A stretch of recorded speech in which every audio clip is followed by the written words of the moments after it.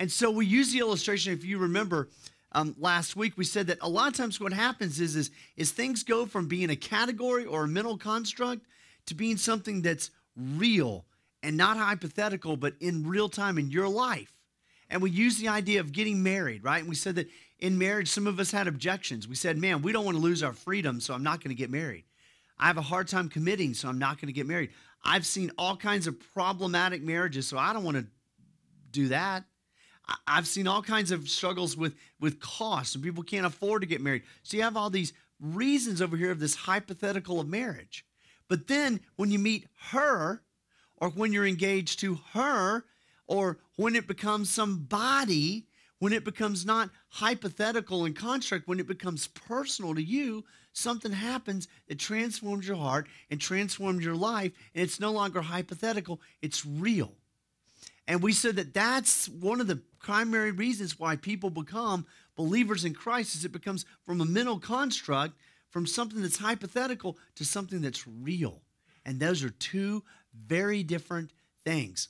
And it's just like for some of us, if you've ever heard single people or people who don't have kids, right?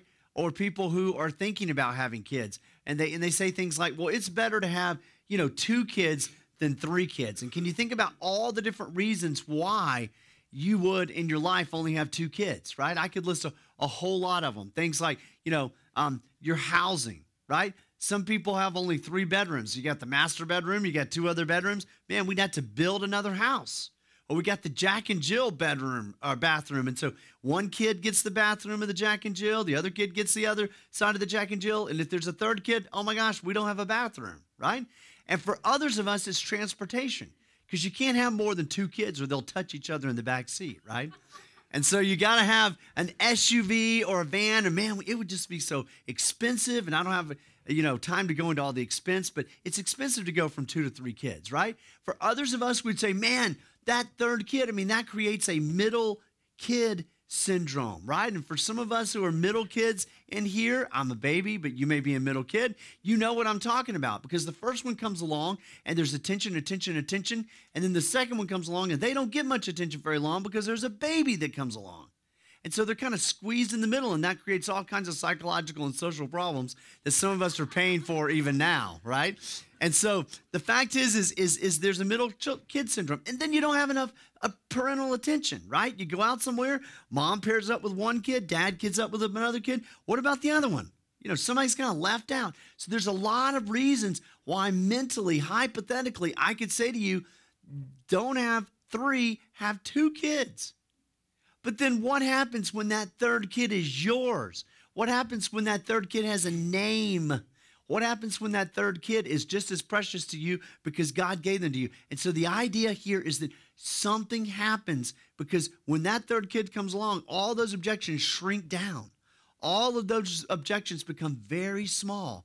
Because why? Because something is bigger, and that's that child.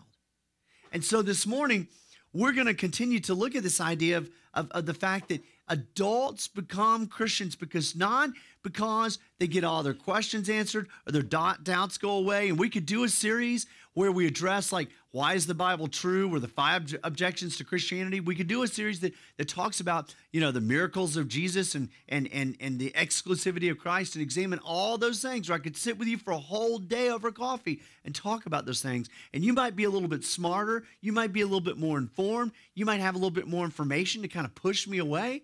But the fact is that all people who become Christians, all those things might help for a little bit, but those aren't going to transform your heart.